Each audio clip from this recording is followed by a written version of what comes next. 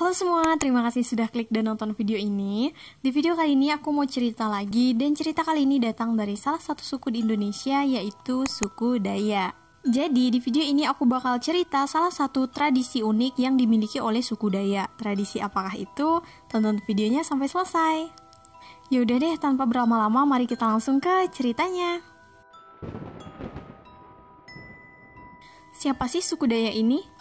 Nah, jadi suku Dayak ini adalah penduduk asli yang sudah menghuni Pulau Kalimantan sejak zaman dahulu. Suku Dayak ini sendiri memiliki 268 subsuku yang dibagi menjadi 6 rumpun.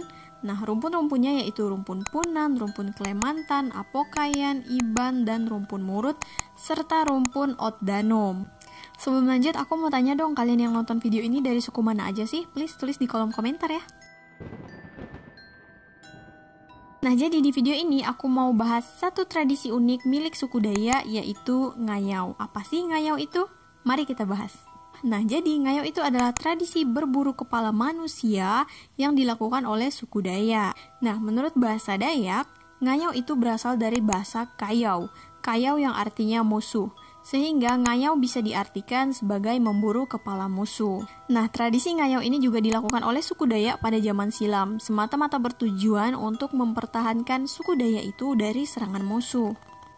Namun, tidak sembarang musuh juga boleh dibunuh, karena orang-orang Dayak ini hanya memilih musuh lelaki dewasa untuk dibunuh dan kepalanya itu dibawa pulang ke rumah. Nah, rambut dari kepala musuh yang telah dipenggal saat ngayau akan menjadi hiasan pada perisai dan pedang. Pedangnya suku Dayak yang biasa digunakan untuk ngayau itu adalah pedang jenis mandau. Nah, sementara itu kepala-kepala musuh yang berhasil dibawa pulang oleh si pemburu ini akan dikeringkan dan digantung di depan rumah si pemburu. Membawa balik kepala musuh semasa ngayau ini juga dianggap sebagai suatu anugerah berharga, teman-teman. Selain itu, hal ini juga dianggap sebagai simbol kehormatan, keberanian, dan juga penolak bala.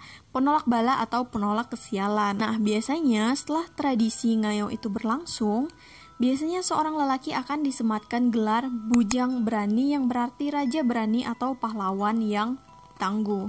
Nah, fenomena tradisi ngayau ini juga dianggap sebagai salah satu peningkatan status sosial tertinggi pada masyarakat suku Dayak di Kalimantan. Nah, dengan begitu juga saat ritual adat, gawai, atau perayaan lainnya, para bujang berani ini berhak menerima penghormatan tertinggi dari tetua adat setempat.